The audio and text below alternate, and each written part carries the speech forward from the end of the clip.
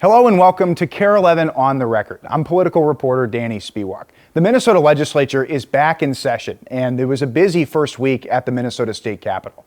It was also an emotional one as lawmakers took the first day to devote to the late Speaker Emerita Melissa Hortman and her husband Mark, who were assassinated last June in the targeted lawmaker shootings. I miss my friend every day. I miss the wisdom that she brought, the humor, the decency.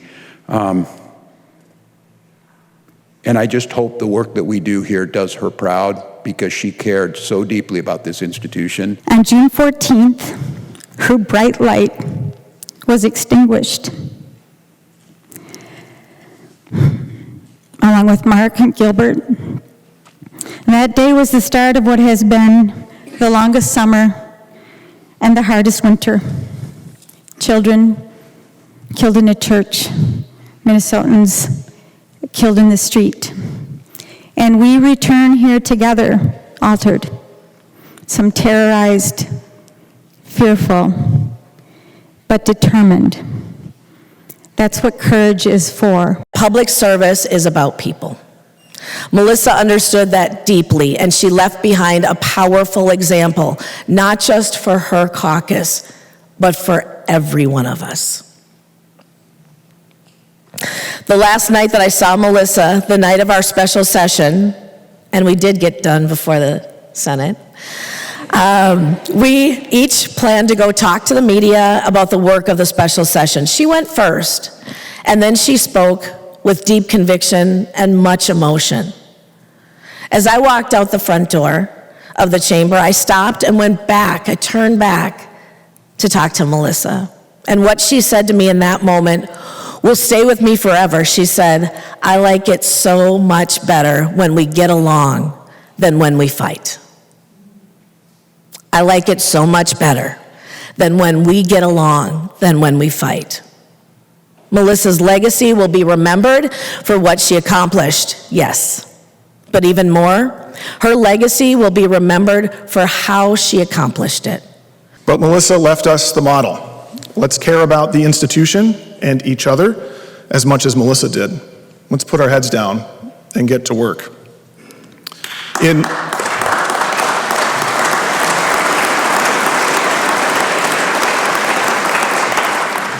In recent years, one of Melissa's top legislative priorities was trees. Melissa loved trees. If you visited her home, you were very likely to get a tour of all the trees she had planted. And as Speaker, she sprinkled money throughout many different budgets for tree planting. There are whole forests of trees in Minnesota because of Melissa Hortman. There's an old Greek proverb that says that a society grows great when old men and women plant trees knowing that they will never get to sit under their shade. Our society still has some work to do, but Melissa Hortman was great. Thank you. But there was also a sense of gratefulness and resiliency in the legislature on the Senate side because senators welcomed back State Senator John Hoffman, who survived the lawmaker shootings last June along with his wife Yvette. I will not allow that to define us, our lives, or our democracy. What defines us is how we must respond. When state lawmakers began forming their first committees this week of the 2026 legislative session, fraud was a major topic on the agenda, given the national attention around that issue in the last several months. We talked with Republican State Senator Michael Kroon this week about a bill that he carried in the Senate last year, known as the Office of Inspector General bill. It would be a statewide office that would be able to investigate fraud independently. It passed with bipartisan support in the Senate, but has stalled in the House so far. Here's part of that conversation. Well, Senator, thank you for joining us here at the Capitol. We appreciate it. Yeah. This session, fraud, of course, is going to be a huge topic of discussion at the Capitol again. And for viewers at a broad level, the Inspector General bill to establish a statewide Inspector General is going to be back on the docket. Tell us what that's going to look like this year. Well, we did our work last year in the Senate. I was a part of that bipartisan effort that passed the Senate 60-7 to establish an independent Office of Inspector General. So right now, the action on that bill is in the House. And I'm hopeful that the House will put partisan politics aside. They'll take a serious look at the Senate version that we sent over to them, and that's the version that they'll pass, or something substantially similar, and send it back, and we can get that passed into law. So your bill would basically create a whole new office, a statewide Inspector General appointed by the governor. What would that Inspector General be able to do? Well, the Inspector General would be very independent, and while the governor would appoint him, there is actually a legislative commission that would establish names for selection, and there would be a Senate confirmation process. And then that Inspector General would serve a 5-year term independent, and could only be removed by a vote by both the House and the Senate. So it's a very independent office working for the people of Minnesota and not just the governor. The responsibilities would be statewide, all programs, providers, recipients, and the agents itself to look for fraud, investigate fraud, and it would even have a law enforcement division to refer cases for prosecution. So a very comprehensive office to get rid of fraud here in Minnesota.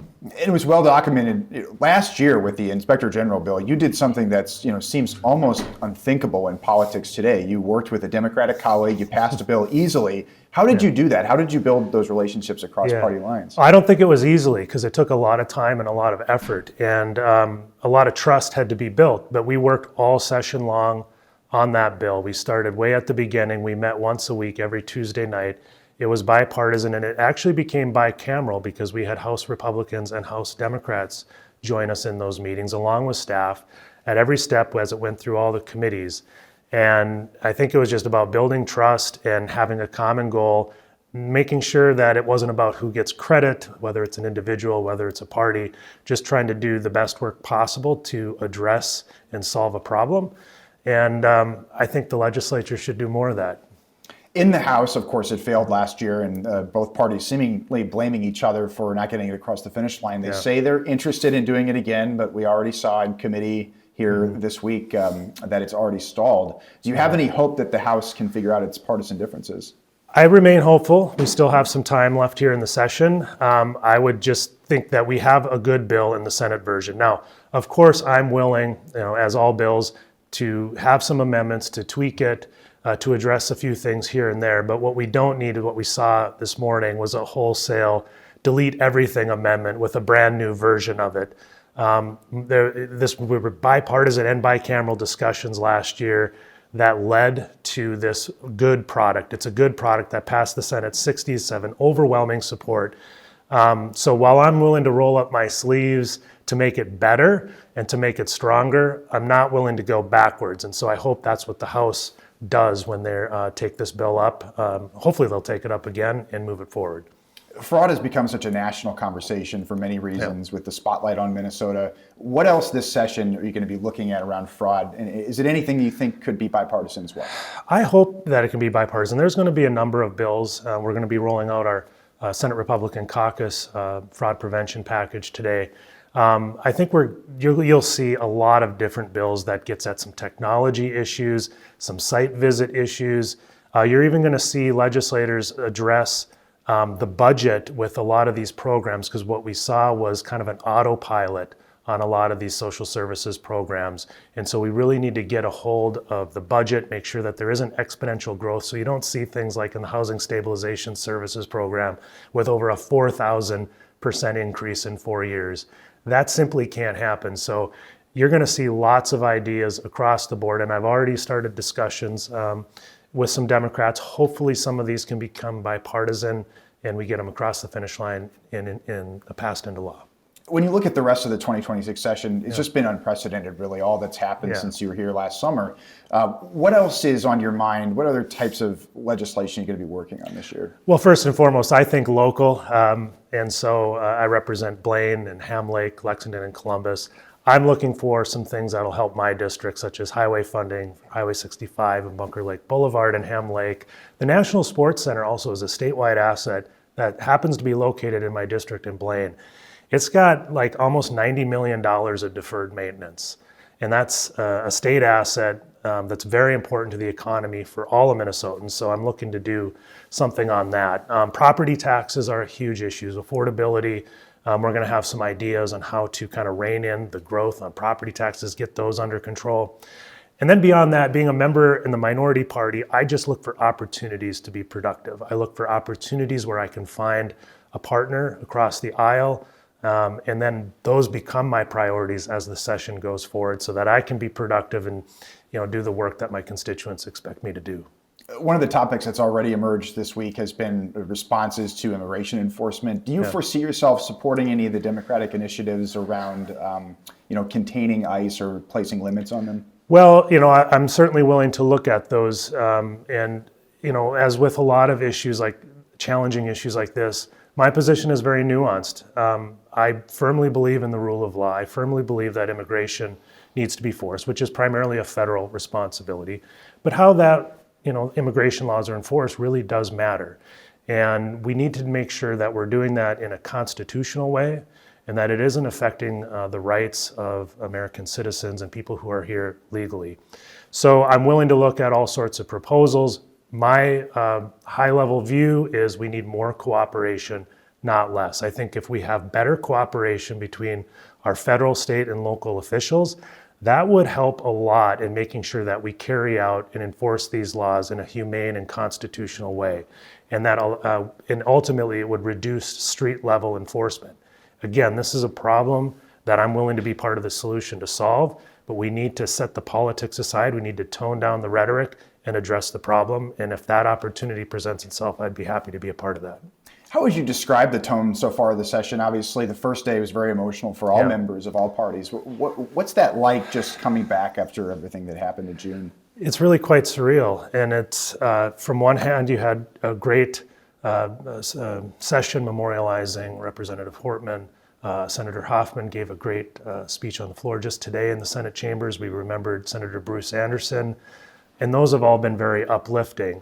On the other hand, we've already seen committees that are extremely partisan and where people are just coming in and yelling past each other. No real willingness to work to solve problems. Hopefully that'll tone down as this session goes on and the serious legislators can get to work in solving those problems. So it's a bit of a mixed bag, but I remain hopeful. The last question I'll ask you about is the one everybody likes to talk about, the bonding bill. Yeah. Obviously, there's hope of a bipartisan bonding bill again this year. What could that mean for Minnesotans? What should they expect? Well, two of my priorities that I talked about earlier will require, part of the bonding bill to get those local projects in. I think our state has a lot of needs, a lot of infrastructure needs. As long as that bonding bill proposal is about nuts and bolts projects, about things that a bonding bill should be about, clean water, roads and bridges, those sorts of things that maybe aren't as exciting to the average person, but are critically important to Minnesota. If we can get a bonding bill like that on the table, I will absolutely take a serious look at it myself and see what we can do to get support for it, to get it passed. Okay, Senator, thank you. Appreciate it. You're welcome.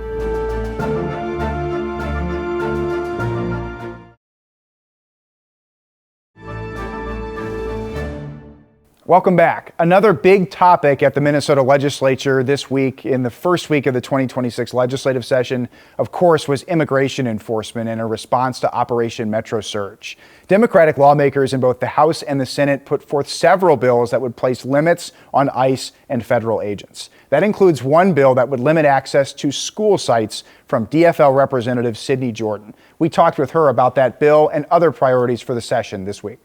Well, Representative, thank you for joining us here at the Capitol today. Obviously, coming into this session, ICE and immigration enforcement has been a huge issue and lots of different bills being proposed. Tell us about the bill you have in the House Education Policy Committee. Yeah, so in my committee, we will be hearing a bill regarding ICE's presence in Minnesota's public schools, so our traditional public schools and charter schools. And my bill would say that ICE needs to have a judicial warrant to be able to enter school grounds. They need to be there for official reasons, and they need to have a warrant saying why they need access to a school. Our schools are important places of learning. They're our we educate children in schools and students, and we have a lot of staff that need to be in a place to educate those children. And being scared of ICE and being scared of deportations and not knowing who is there and why is a huge concern in our schools. And so this bill would prevent that. At what point during the surge was it that you decided you wanted to bring a bill like this? Fairly early on. I represent Northeast Minneapolis and Southeast Como, and I was hearing many, many calls and pleas from parents and educators and students that they were scared of ICE. They saw ICE circling around school buildings. I saw it myself in Northeast Minneapolis, and I think what really catalyzed it was when ICE showed up at dismissal time at Roosevelt High School in South Minneapolis, and we all saw the images of students screaming and running, teachers being sprayed with chemical irritants while protecting their students. And I think we could all agree that those are not the kinds of images we want in Minnesota schools. Obviously, under the tie in the House, you're a co-chair of the committee. Yep. There's rotating gavels. Do you have any indication that Republicans would join you on this? I have been working hard, and I've talked to my Republican co-chair. I am hopeful that we can all just agree that schools are a place of learning and should not be places of terror. And, I'm hopeful. Time will tell. It was actually Tom Homan who said it was never their intention to want to go to a school, but that there were times, he said, that they needed to for investigative purposes. Does this bill have any carve-outs or ability for federal law enforcement to go to a school if needed? Yep. If ICE agents have a judicial warrant, which means that there's a criminal issue happening in that school, they can present that judicial warrant to school officials who are in charge of, legal aspects to gain access. But they need to be there for a legitimate warrant and legitimate safety concerns. This bill also doesn't restrict our local law enforcement from responding to other emergencies that might happen at a school. Do you anticipate there could be any legal challenges, initiated by perhaps the administration or other federal officials? That's always an option. As legislators, our bills always have to stand up to judicial scrutiny. That is the role of the judiciary branch. I do think that this bill has been worked on with legal experts who have worked on this in other states, and does go back to an earlier memo that was at the start of this school year that said that this is how ICE should be operating. When the Trump administration severed this agreement that on sensitive spaces like schools and hospitals, that's what really threw us into chaos. And so this is really reverting back to how schools are used to operating.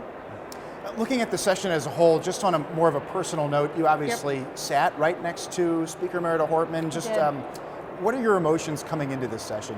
They're really difficult. I've cried a lot over the past 6 months. I cried yesterday, but I know that Melissa, I know this because she always said this to me, would want us to be focused on the work and focused on the people. And I know that the best way I can honor Melissa Hortman's legacy, and that all of us can honor Melissa Hortman's legacy, is by showing up and doing the work. And when it comes to education policy, other than immigration enforcement, what are some of the other top priorities for your caucus this year? Obviously, school safety is a top concern. This bill concerns school safety, but we are all still reeling from the shooting at Annunciation this past fall. And when I talk to students, they're very concerned about gun violence in school. So we will also be focusing on school safety, student mental health, but also preventing them from gun violence in their schools. That will be a top priority, and making sure that we can respond to other sorts of things that are coming down the pipe from the federal government. We're always hearing whispers about funding this or policies that, and we need to be nimble and able to respond to the needs of Minnesota schools.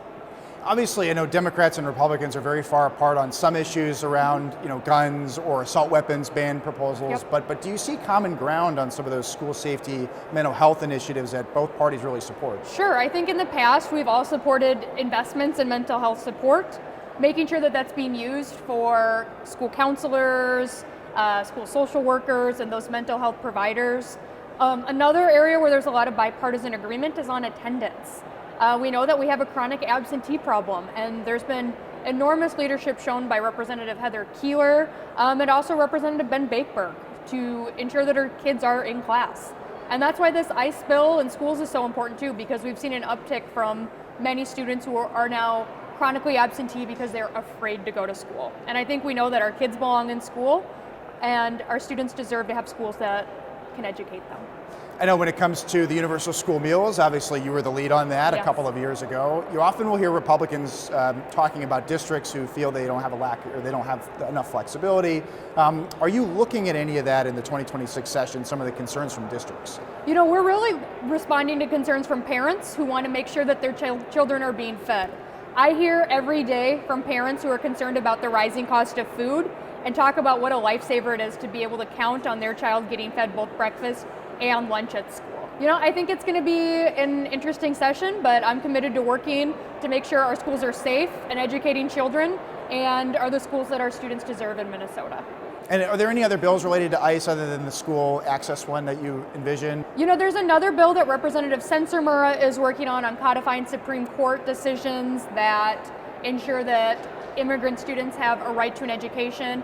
There are also a number of ICE related measures that are hugely important to my district. I think we're all very concerned about masks and lack of identification. That creates a lot of fear in my constituents when they're just going about their business. I also know that I represent beautiful, vibrant Central Avenue, which has been hit hard by this from an economic standpoint. And so in talking to those small business owners and their patrons, such as myself, of course, we want to make sure that we do have small businesses that can stick around for generations to come. Coming up this week at the Capitol, there will be a major House committee hearing on the assault weapons ban proposal that the DFL has made a priority for this 2026 session after the Annunciation Church mass shooting in late August. However, with the tight House of Representatives, it does not appear that there's support to pass that bill from Republicans in the House. Listen to what DFL and Republican leaders in the House had to say about the upcoming week and what they're going to be looking at in terms of public safety and school safety. Yeah, the Public Safety Committee is going to be hearing bills on banning assault weapons, banning high-capacity magazines. We'll see in other committees discussions around this as well, including the Education Committees. It definitely will be a focus. One of our top priorities this year is to do something about gun violence prevention generally, in our schools in particular. So our proposals on school safety, as we had last year, it was something like the SHIELD Act, so allowing dollars that go to schools to not just be for public schools, but expanding that so dollars can be used with flexibility in charters and private schools. And that would allow schools to do the safety needs or upgrades or whatever that might be for them. We also want mental health supports. And we want to leave you this week on a look back 50 years ago to the opening of the 1976 Minnesota legislative session. It was a much different world back then. You can see the file video pulled by our own Jeff Crocker here at KARE 11. The big priorities in 1976, there was a committee hearing in the early days of the session related to boosting lawmaker pay, and also that was the year that lawmakers created the Minnesota Department of Transportation. Thanks for joining us this week on KARE 11 on the Record. Remember, you can stream us every Sunday at 8 a.m. on KARE 11 Plus and find us on demand.